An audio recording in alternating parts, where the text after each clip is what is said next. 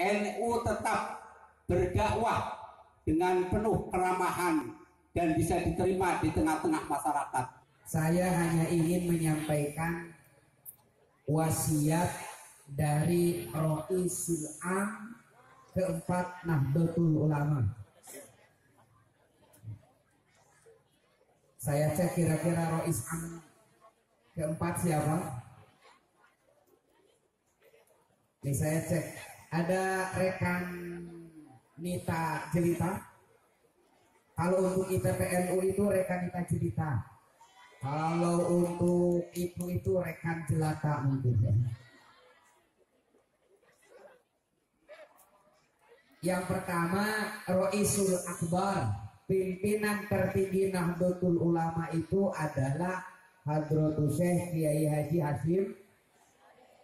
Dilanjutkan Roisul Am kedua Kiai Haji Abdul Wahab Hasbullah.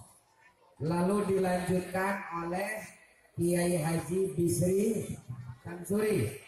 Lalu dilanjutkan Rois Am keempat itu Kiai Haji Ali Maksum Rapiak Yogyakarta. Dilanjutkan lagi oleh Kiai Haji Ahmad Siddiq. Selesai Kiai Ahmad Siddiq dilanjutkan oleh Kiai Haji Ali Yafi. Lalu dilanjutkan oleh Kiai Haji Ilyas Ruhiyat Cipasung. Lalu dilanjutkan oleh Kiai Haji Ahmad Sahal Mahfud. Dilanjutkan oleh Gus Mus. Dilanjutkan oleh Kiai Ma'ruf Amin. Dan sekarang dipimpin oleh Kiai Haji Miftahul Ahyar. Keluarga besar Nahdlatul Ulama wajib tahu itu.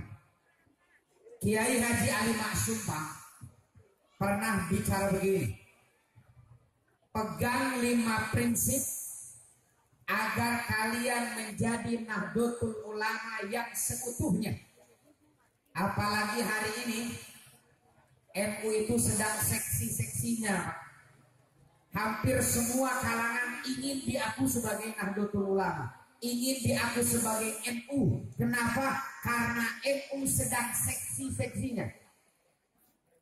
Kata beliau yang pertama, ini mohon dicamkan bagi seluruh kita keluarga besar Nahdlatul Ulama, wasiat Roisul Am keempat ini, kata beliau yang pertama, warga Nahdlatul Ulama harus mempunyai asiqatu binahdlatil ulama, percaya yakin terhadap Nahdlatul Ulama.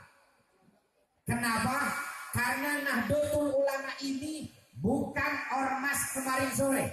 Nahdlatul Ulama bukan lahir hanya karena kepentingan sesaat, tapi Nahdlatul Ulama lahir dengan tirakat, dengan istikharah bertahun-tahun para ulama kita. Catat, Nahdlatul Ulama lahir hasil tirakat dan istikharah ulama-ulama pesantren di Nusantara. Jadi kalau ada orang yang menyudutkan, kalau ada orang yang mengkhianati Nahdlatul Ulama, berarti dia telah mengkhianati hasil tirakat, mengkhianati hasil istikharah guru-guru kita para ulama di Nahdlatul Ulama. Camkan baik-baik apa yang kita terima dari lisan guru-guru kita di Nahdlatul Ulama, pegang, amalkan. Kenapa? Itu adalah kebenaran. Hari ini wabil khusus bagi adik-adik, bagi rekan dan rekanita, terutama di dalam paham keagamaan. Kalau dulu kita tahu belajar agama itu qiraatul kutub, baca kitab. Hari ini dengan kemajuan teknologi bergeser jadi qiraatul YouTube, baca YouTube. Hari ini banyak sekali apa yang kita terima, tradisi yang kita terima, kebiasaan yang diwariskan oleh guru-guru kita di Nahdlatul Ulama, banyak sekali disalahartikan, disudutkan. Jangankan peringatan seperti ini, hal yang paling kecil, dulu kita di pondok, di madrasah diniyah, diajari oleh guru kita, setelah selesai salam ke sebelah kiri, itu mengusap wajah. Betul gak deh? Selesai sholat orang Banjarsari ngusap wajah bang ya? sambil berdoa bismillahirrahmanirrahim la ilaha illa huwa rahmanur rahim Allahumma dhib anniyal hamawal hazan. Kata Ustadz di YouTube ada yang bilang gini, praktek keberagamaan umat Islam di Indonesia banyak sekali yang bertentangan dengan apa yang diajarkan oleh Nabi Muhammad. Salah satunya kata dia mengusap wajah setelah sholat. Itu tidak ada dalilnya, tidak dicontohkan oleh Nabi. Padahal kiai kita tidak mungkin mengamalkan sebuah ajaran, apalagi mewariskannya kepada kita kalau tanpa mempunyai dalil yang bisa dipertanggungjawabkan secara ilmiah. Mengusap wajah setelah sholat, apakah diajarkan oleh Nabi? Pasti. Apakah ada hadisnya? Banyak.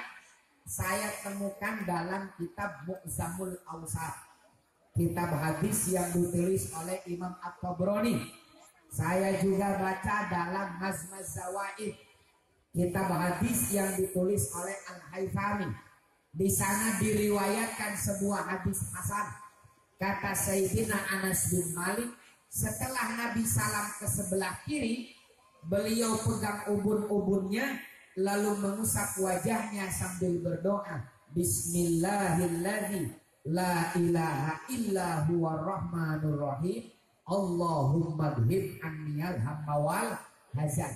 Mirip dengan doa yang kita terima dari lisan guru-guru kita, yang tidak dicontohkan Nabi, yang tidak ada dalilnya, itu mengusap wajah orang lain selepas sholat.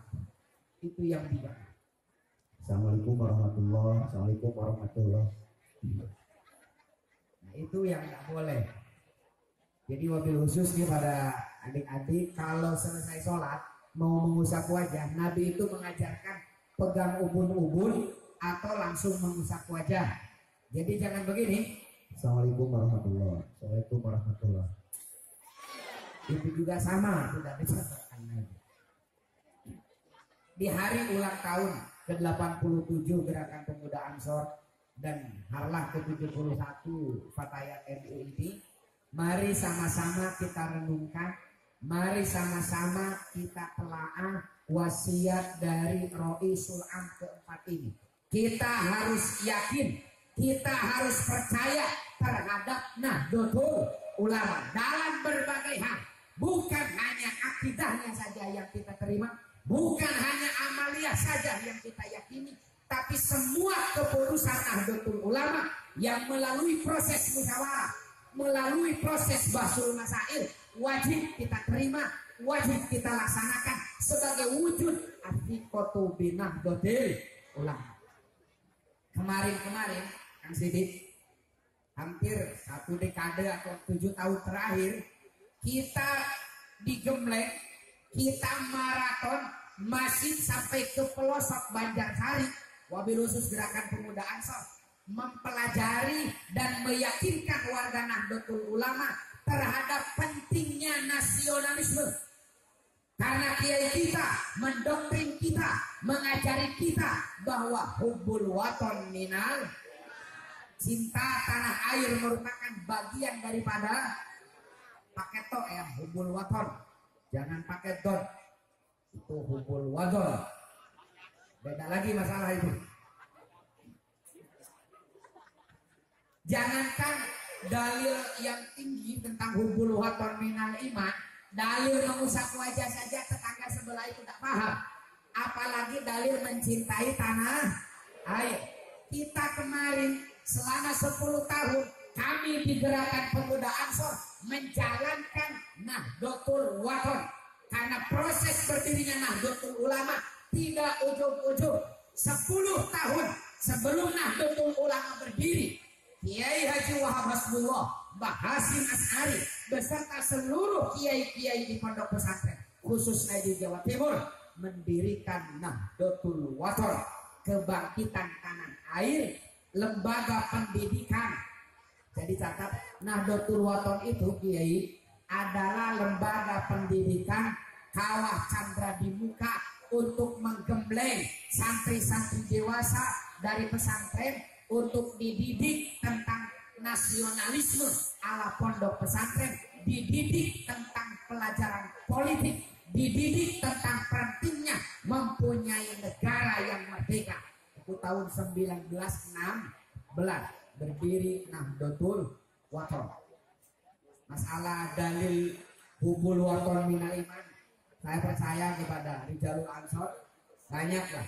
Bagi para kiai, bagi para jengan yang ingin lebih paham tentang hubul waton minal iman ini, silakan baca kitab kecil cuma 204 halaman, judulnya Al-Haqqul Mubin fi Raddi Alaman Tala Ababiddin, ditulis oleh Dr. Sayyid Usama Al-Azhari. Di sana jelas hubul waton indal mufassirin, hubul waton indal muhadditsin, hubul waton indal fuqaha, hubul waton indal syu'ara, dan seterusnya. Jadi nasionalisme kita dididik jauh sebelum Indonesia merdeka. Nahdlatul Wathon, SMK Ma'arif ini, lembaga pendidikan di bawah Ma'arif NU, ini adalah lanjutan atau pengejawantahan jelmaan Nahdlatul Wathon di abad modern ini.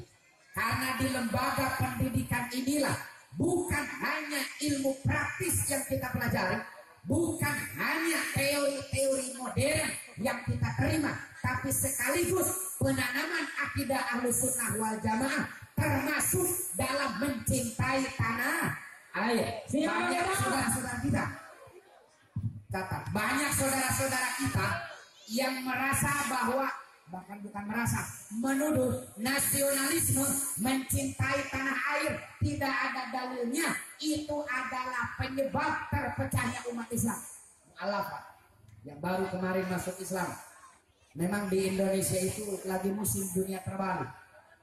Mu'alaf itu yang baru masuk Islam itu harusnya disuruh ngaji, disuruh belajar ilmu agama, bukan dipanggil untuk ceramah menyampaikan Islam di hadapan para kiai. Yang harus ceramah itu, menyampaikan ilmu agama itu, para kiai, para santri yang sudah puluhan tahun mempelajari ilmu agama, bukan mu'alaf yang baru kemarin sore.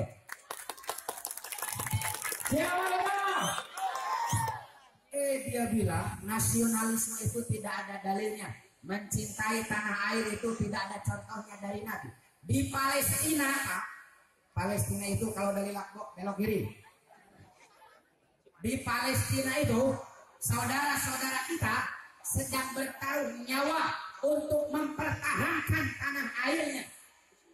Mereka bantu, tapi orang Indonesia sendiri yang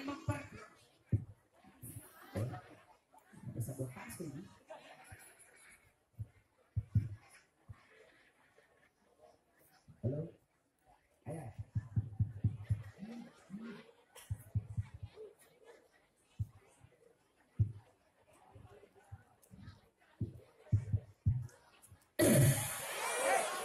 Ada. Sampai mana tuh? Jadi lupa lagi saya itu. Palestina ya.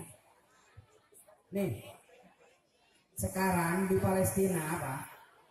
Sedang berjibaku, berjuang untuk mempertahankan tanah airnya. Catat, di Palestina saudara-saudara kita sedang mempertahankan tanah airnya. Kenapa? Tanah air itu penting. Karena di tanah ini kita berpijak, di tanah ini kita sujud. Air Indonesia yang kita minum, dengan air Indonesia pula kita bersuci. Tanah air itu penting. Orang Palestina yang sedang berperang melawan Israel mempertahankan tanah airnya, mereka bela-belain, Pak. Tapi orang Indonesia yang menggelontorkan, mendoktrin anak-anak untuk mencintai tanah airnya, mereka caci maki, mereka tuduh sebagai sektarian. Kan goblok begitu deh. Kita di Nahdlatul Ulama mengajarkan mencintai tanah air dengan berpuluh-puluh dalil.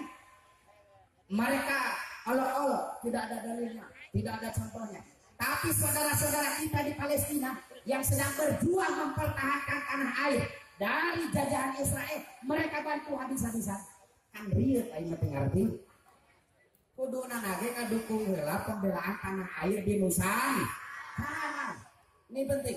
Masalah keberpihakan Nahdlatul Ulama terhadap Palestina jangan dipertanyakan. Muktamar ke-13 Nahdlatul Ulama tanggal 13 sampai tanggal 15 Juli 1938 di Banten, di Menes. Hasil muktamar itu merekomendasikan tentang pentingnya bagi rakyat Palestina untuk keluar dari kubangan penjajahan waktu itu oleh Prancis. Lalu ditindaklanjuti lagi. Kemarin muktamar di Jombang tahun 2015, salah satu diktum hasil muktamar adalah meminta kepada PBB untuk bertindak tegas terhadap Israel yang telah berlaku zalim terhadap hak asasi manusia di Palestina. Tanggung jawab kita terhadap Palestina tak perlu diragukan lagi. Di tahun 38 orang mengabela Palestina. Iya manuka karek kamari sore masih asa pangbela-belaan. Ya. Ini penting saya sampaikan. Kenapa? Karena Pak, Ibu, coba bayangkan kalau kiai kita tidak mendidik kita untuk mencintai tanah airnya. Lihat Pak, pentingnya tanah air itu. Jangankan tidak punya tanah air, tanah airnya sedang tidak aman saja, sulit kita untuk beriman Pak.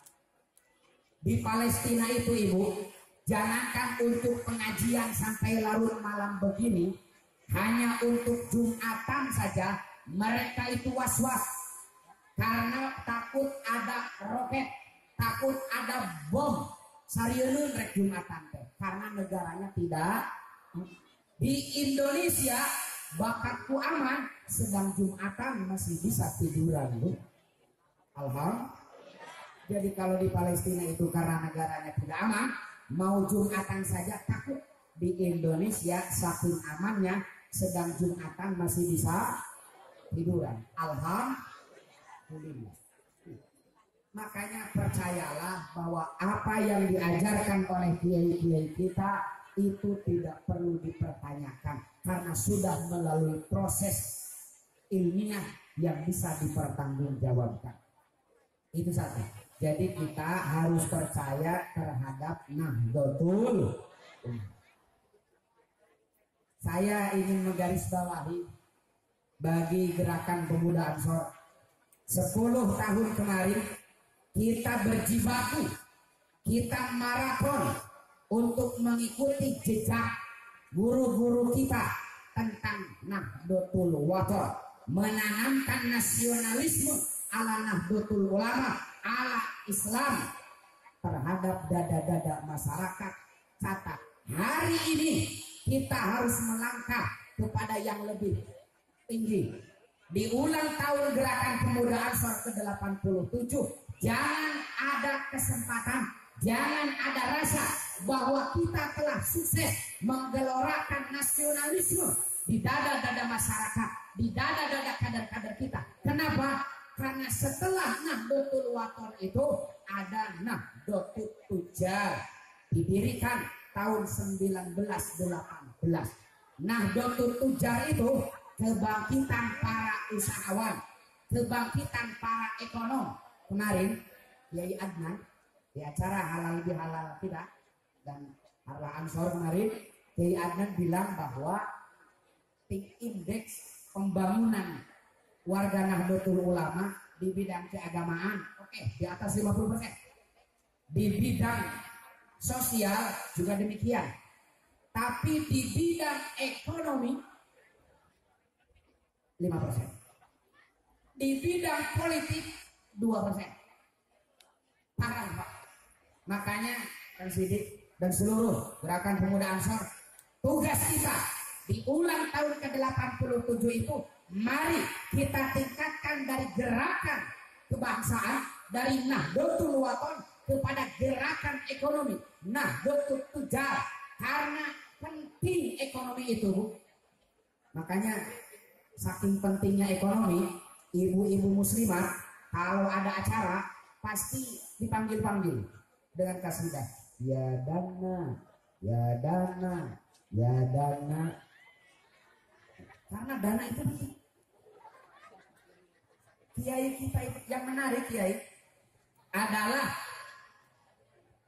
argumentasi alasan kenapa Kiai Hasyim merestui ide Kiai Wahab Hasbullah untuk mendirikan Nahdlatul Tujar setelah 2 tahun mendirikan Nahdlatul Wakaf. Kata Kiai Hasyim ada 3 alasan. Alasan pertama, banyak kiai yang tajarrud. Tajarrud itu memfokuskan dirinya untuk berkhidmat terhadap agama, ngajar santri siang malam, mengurusi masyarakat, sehingga perekonomian keluarganya terbengkalai. Akhirnya jatuh pada kismin. Jadi banyak kiai yang kismin karena fokus mengajar. Dari kismin ini, dari miskin ini, banyak para kiai, banyak tokoh agama pada saat itu yang merendah-rendahkan dirinya di hadapan orang kaya yang bodoh atau di hadapan pemimpin yang zalim hanya untuk mengais bantuan. Ini menghancurkan muruah ulama. Mari kita contoh Syekh Abu Hasan Asyadzili. Beliau ini sufi besar, pendiri Thariqah Sadziliyah. Beliau itu sufi tapi kaya raya. Bahkan dalam beberapa catatan, pembantu rumah tangga Abu Hasan Asyadzili, pembantu rumah tangganya 25 orang. Di Banjarsari siapa yang paling kaya? Berapa pembantu rumah tangganya? Paling 3 orang. Nih Abu Hasan Asyadzili, pembantu rumah tangganya 25 orang. Mirip pembantu rumah tangga si Sule, sama 25 orang. Kemudian Abu Hasan Asyadzili ini kalau keluar mau ngisi PKPNU, MKNU atau lakmud lah, kalau istilah kita, tidak berani keluar kecuali mobilnya, kendaraannya, bajunya, pakaiannya belum menyamai gubernur pada saat itu. Lalu ditanya oleh muridnya, ya Syekh, Anda ini sufi besar, tapi mohon maaf, sepertinya hubud dunia, mobil Alphard murah, Tesla, gitu. Terang Tesla, mobil Alphard kalau istilah sekarang itu, sarung BHS dan yang lain-lain lah. Kayaknya Anda ini maaf hubud dunia. Kata Abu Hasan Asyadzili, libasi yakul. Hei, ketahuilah, pakaianku itu bilang sama orang-orang, ana wani fala tarhamun. Saya ini kaya, tak usah kalian kasihani. Nah, betul ulama harus bisa bicara seperti itu. Hei para pengusaha, hei pemerintah, kami ini kaya, tak perlu kalian kasihani. Kalau dikasih kita terima. Beda kan? Ingin dikasihani dengan dikasih.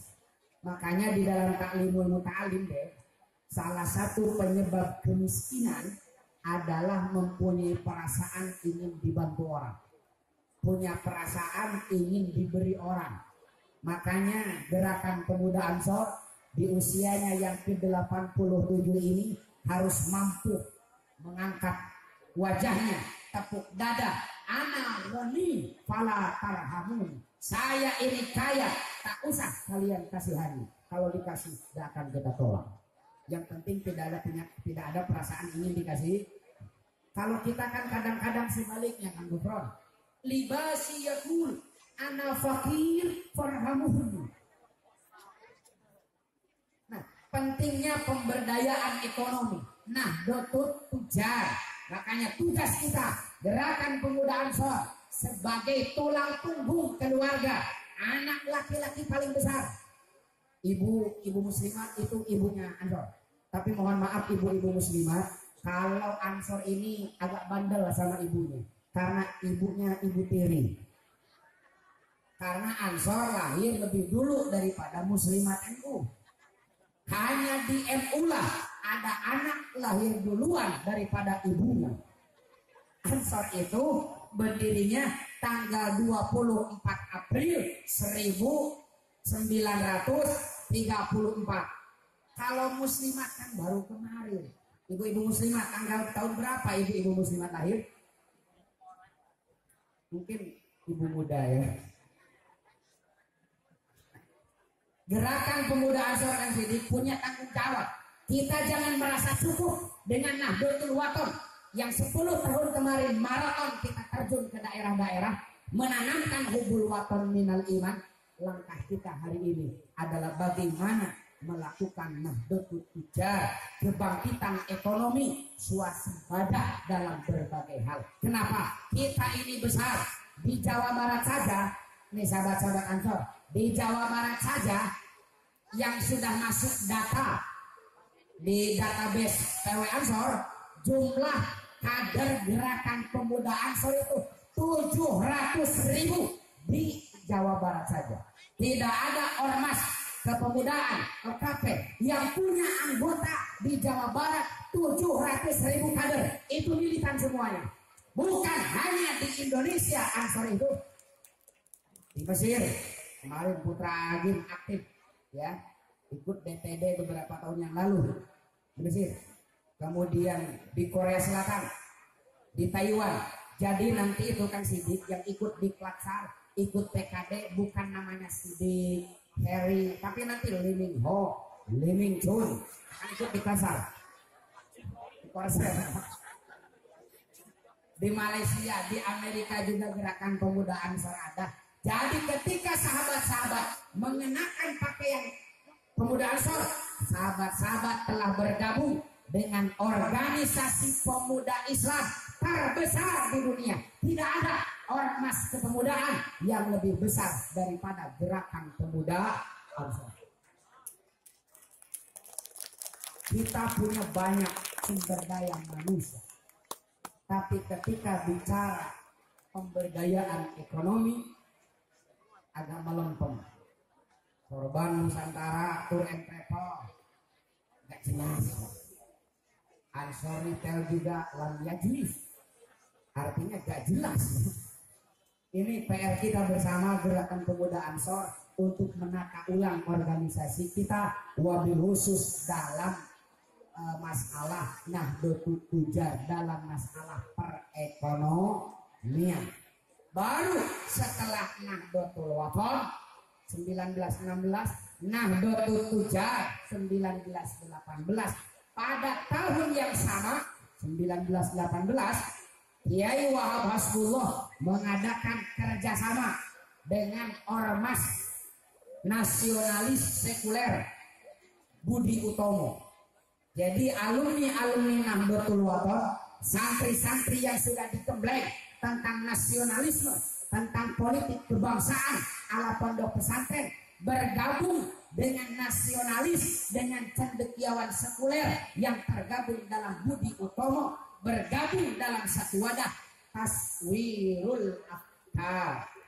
Disinilah pertemunya dua kutub, nasionalis religius alumni Nahdlatul Wathon dengan nasionalis sekuler orang-orang Budi Utomo, diikat dengan satu wadah kajian riset Taswirul Afkar. Artinya gerakan pemuda Ansor harus menjalin kerjasama dengan berbagai pihak, wabil khusus dalam pengembangan sumber daya manusia kita.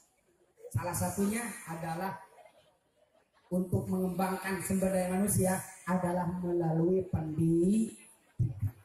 Kita di Ma'arif, di Nahdlatul Ulama punya lembaga pendidikan Ma'arif NU.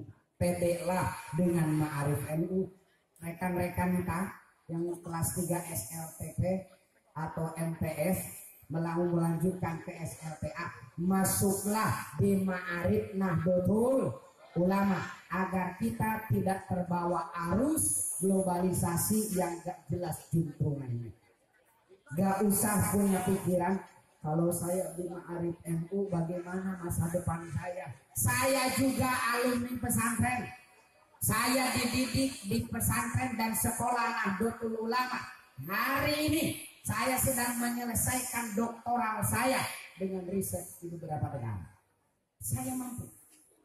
Kenapa? Karena dididik di Nahdlatul Ulama. Hari ini adik-adik, Nahdlatul Ulama telah berdiri resmi di 54 negara. Nanti setelah selesai dari SMK Ma'arif NU, mau kemana? Mau ke Mesir, langganan dari dulu. Mau ke Eropa, mau kemana? Di Belanda sudah ada kakak-kakak Anda. Gerakan Pemuda Ansor di Eropa ada. PCI NU di Eropa, Pabalata di Belanda, Prancis, Jerman. Yang pertama, yang terakhir itu di Belgia, Pak. Sekarang sedang menyelesaikan membeli masjid ya, kurang 3 miliar lagi. Di Belgia, di Amerika, di Saudi Arabia, mau di mana ada. Catat, setelah selesai kalian bisa kontak teman-teman, kakak-kakak kalian di Belgia, di luar negeri sana lah, mau di Galuh boleh. Artinya sarana kita sudah terjalin, Kiai. Jejaring internasional kita telah terjalin, sehingga ini akan memudahkan santri-santri kita, alumni-alumni Ma'arif NU untuk melanjutkan pendidikan jenjang yang lebih tinggi di beberapa negara yang memang top. Ini kesempatan adik-adik untuk merintis melalui SMK Ma'arif NU. Yang terakhir, baru Nahdlatul Ulama, kebangkitan orang-orang yang berilmu, yang melangkahnya dengan ilmu, diamnya pun dengan ilmu, bicaranya dengan ilmu, diamnya pun dengan ilmu. Itu Nahdlatul Ulama. Jadi nasionalismenya dulu kita dalam melalui Nahdlatul Wathon, lalu kita bina ekonominya melalui Nahdlatul Tujar, lalu kita tingkatkan SDM-nya melalui Taswirul Afkar, baru Nahdlatul Ulama akan kokoh. Cerdas saja gak ada dana, agak bocor Pak. Dana banyak tapi gak cerdas-cerdas, malah merepotkan umat. Makanya Nahdlatul Ulama itu kebangkitan orang-orang yang berilmu, nasionalismenya sudah dibina, ekonominya sudah dibina, intelektualitasnya melalui pendidikan Ma'arif sudah dibina, tinggal mengeksekusi. Kata Kiai Ali Maksum, yang kedua, al-alim wal muta'allim binahdlatul ulama. Kalian warga NU harus tahu dan mengajarkan Nahdlatul Ulama. Apa yang kita pahami dari Nahdlatul Ulama, ajarkan sebarang. Ya. Mereka saja yang gak jelas ajarannya, yang bermodalkan satu hadis untuk semua, all in one, mirip sampo. Ya kullu bid'atin dhalalah, kan modalnya itu menyalahkan tradisi tahlilan, kullu bid'atin, menyalahkan maulid Nabi, kullu bid'atin, menyalahkan 7 bulanan, kullu bid'atin.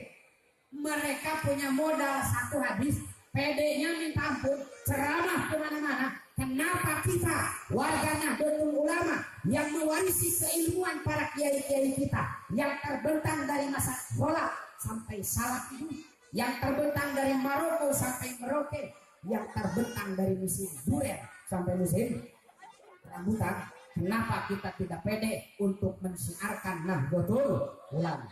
Sekali lagi wabil khusus kepada Gerakan Pemuda Ansor PDKP Fataya, kita harus memahami dan mempelajari, kemudian mengajarkan apa yang kita terima di Nahdlatul Ulama. Wasiat yang ketiga, jam berapa ini? Kalau waktunya sudah hampir habis, ingatkan saya. Biasanya saya itu kalau pegang mic suka anteng, Pak. Mungkin masa kecil kurang bahagia. Yang ketiga, wasiat Kiai Ali Maksum itu adalah, ada yang tahu? Ada yang tahu? Al-amal binahdlatul ulama, mengamalkan ajaran yang kita terima di Nahdlatul Ulama. Yang keempat adalah al-jihadu binahdlatul ulama, berjihad, berjuang melalui Nahdlatul Ulama. Baru yang terakhir as-sabru binahdlatul ulama, sabar berjihad di NU itu. Kenapa? Dari mulai NU didirikan sampai hari ini, kesabaran kiai-kiai kita diuji terus, Pak. Ketika kiai-kiai pesantren, kiai-kiai kita sepakat untuk mendirikan Nahdlatul Ulama, dibully, Pak. oleh mereka yang mengaku muslim. Pesantren, kiai-kiai pesantren telah memecah belah persatuan umat. Nyieun deui partai, nyieun deui ormas, pantes aya Muhammadiyah, Persis, Al Irsyad, kemudian Jamiatul Khair, Bisaraya Pak, Syarikat Islam sudah ada.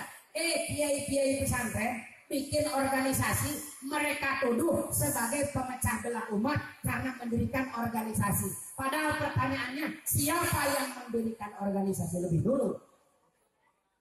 Ari maranehanana nangieun organisasi repeh pede, tapi ketika kiai-kiai pesantren bikin organisasi dihina Pak. Mereka menyuarakan, mari kita pilih presiden yang ulama. Kiai Ma'ruf Amin naik dihujat, dibully habis-habisan. Pancet sia goblok, itu kan kudu ulama. Nah, efektif presiden. Dewa lalu panjanglah sejarah kita. Makanya di Nahdlatul Ulama itu siap-siap harus sabar. Banyak tantangannya, banyak rintangannya, tapi santai saja. Kenapa? Badai pasti berlalu. Pasti berlalu, santai saja. Dari dulu kiai kita itu biasa dihujat, biasa disudutkan. Tapi catat, yang menyudutkan, yang mengkhianati Nahdlatul Ulama dalam sejarahnya justru mereka yang gulung tikar duluan, Pak. Catat, ya. Saya tidak menyebut ormasnya. Saya ingin menyebut inisial saja. HTI dan FPI. Itu inisial. Kan tidak menjaga kode etik jurnalistik itu, inisial itu singkatan Pak, nggak menyebut nama saya itu. Saya hanya baca ini, ya HTI, organisasi terlarang. Mereka gulung tikar duluan. Padahal mereka yang paling sakar menyebutkan Nahdlatul Ulama. Masyumi yang dulu menghina Kiai Wahab Hasbullah. Kalau Wahab Hasbullah otaknya dibuka, isinya hanya Palu Arit. Kasus Nasakom dulu itu. Ternyata justru Masyumi Pak yang tersusupi oleh PKI, oleh komunis sehingga terbagi. Ada Masyumi hijau, Masyumi merah. Fakta sejarah itu. Ya. Kemudian PKI melawan NU, PKI yang gulung tikar. Siapa lagi yang berani melawan NU? Akan gulung tikar duluan. Kalau tidak mau gulung tikar, kita yang gulung tikar ini. Kita ini besar Pak. Makanya mari sama-sama diharlah gerakan pemuda Ansor ini. Saya ingin serius bicara. Soalnya hari ini Pak, tanggung jawab kita ketua lebih berat. Nih, kader-kader kita yang 700.000 itu di Jawa Barat harus kita pikirkan ekonominya. Sahabat-sahabat bangsa itu punya anak istri. Kita harus punya tanggung jawab bagaimana pemberdayaan ekonomi sahabat-sahabat kita. Banyak janda-janda muda yang perlu perhatian. Kan ada dalam pepatah Arab, menjanda wajada. Oh beda ya. Kirain menjanda wajada. Siapa yang nyari janda akan ada huru. Kenapa saya bilang janda? Karena di belakang saya ada ketua PCGP Ansor. Ya paling tidak pakaian. Jadi saya serius mohon maaf. Kenapa? Tanggung jawab kita sekarang. Kita sekarang di posisi seksi kiai. Posisi Nahdlatul Ulama hari ini kan itu dirindukan, dimimpikan oleh kiai-kiai kita puluhan tahun Pak. Setelah kita diinjak, diseret selama 30 tahun oleh Orde Baru. Suasana sekarang ini di mana NU dengan mudah untuk menjalin kerjasama, NU dengan mudah dibuka keran, dibuka kesetaraan. Warga NU itu adalah warga negara Indonesia, mempunyai hak yang sama dengan warga negara Indonesia yang lain. Tidak ada diskriminasi bagi warga NU. Dulu ketika Orde Baru, kalau ada yang tes PNS, ketahuan aktivis NU sampai kapanpun gak akan diterima. Kalau ada PNS yang ketahuan aktif di NU sampai pensiun gak akan naik pangkat. Kalau ada mubalik, ada kiai yang ceramah tentang NU dipanggil ke Koramil, Hari ini kok ramai yang kita panggil? Suasana ini sudah dirindukan, dimimpikan oleh kiai-kiai kita puluhan tahun. Tinggal kita bagaimana menyikapinya, karena kesempatan tidak akan datang dua kali. Gerakan Pemuda Ansor, Fatayat NU harus sigap menyikapi situasi dan kondisi kita yang sangat strategis ini. Jalin kerjasama dengan berbagai pihak, jalin kerjasama dengan berbagai elemen. Kenapa? Karena kita ini bagian dari bangsa Indonesia, bagian dari masyarakat dunia yang tidak akan hidup sendirian. Siapa dan bagaimanapun kita pasti membutuhkan orang. Hadirin rahimakumullah, itu saja yang bisa saya sampaikan. Sekali lagi, di ulang tahun Gerakan Pemuda Ansor dan Fatayat NU ini, mari sama-sama kita sadar bahwa perjuangan kita selama ini belum ada apa-apanya. Kemarin kita baru melewati fase Nahdlatul Wathon. Hari ini kita mempersiapkan diri untuk mengikuti fase Nahdlatul Tujar, bangkitan ekonomi. Setelah Nahdlatul Tujar, pada saat yang sama kita juga harus mengembangkan intelektualitas kita, SDM kader-kader kita dengan taswirul afkar baru. Setelah 8 tahun kemudian akan menjadi Nahdlatul Ulama.